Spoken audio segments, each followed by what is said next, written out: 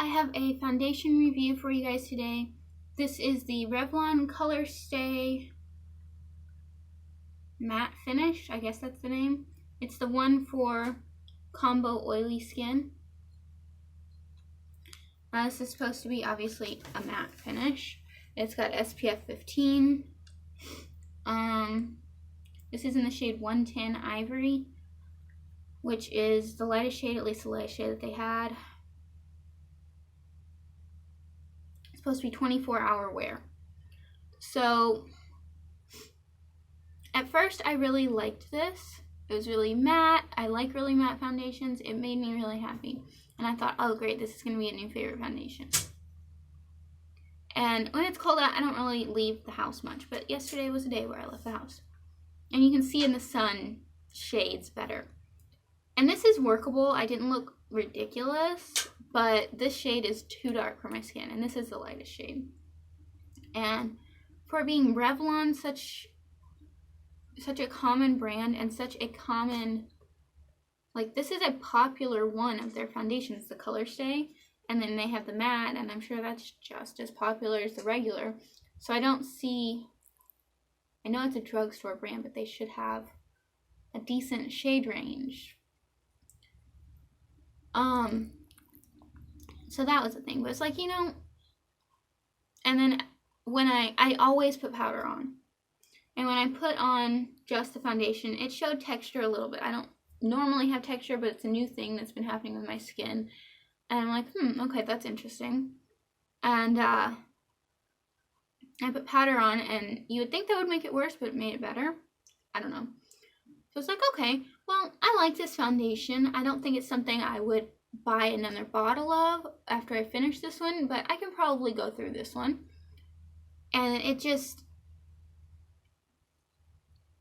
Then I ordered again. Normally I test out foundations for a week. This one only got 2 days because that's all it needed for me to know I didn't like it. And then at just the second day yesterday, it looked really cake facey.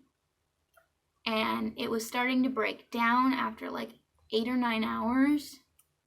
Which, that's really good for some foundations, but this is supposed to be 24 hours. And plus, I want my foundation to last like all day. Is that too much to ask? Especially with a 24-hour foundation. So, I don't know. It was really matte. I liked that, but the shade range sucked, and it didn't want to sit well on my skin regardless of what I did to it.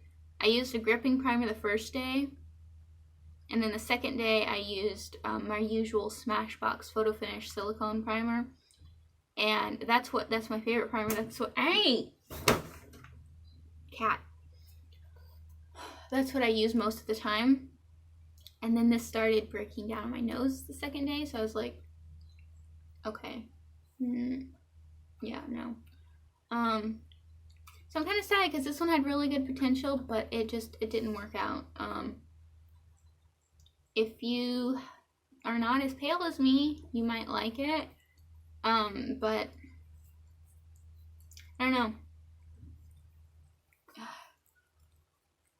I'm like extra bummed because it's one thing when it's a foundation that I don't like, but it's another thing when I'm like, oh, this has really high potential for being one of my new favorite foundations, and then it just face plants right into the ground with a mouthful of gravel. I'm not good at metaphors, ignore me. So yeah, this is probably going back. I'm sad. Have you guys tried this? Do you like this? I hope it works better for you. Let me know what you think about it down below. You know, I love discussing things with you guys. Also, any other questions, comments, or opinions, let me know that too. Yeah, that's pretty much it for this video. Don't forget to subscribe, and I'll see you guys next time. Bye.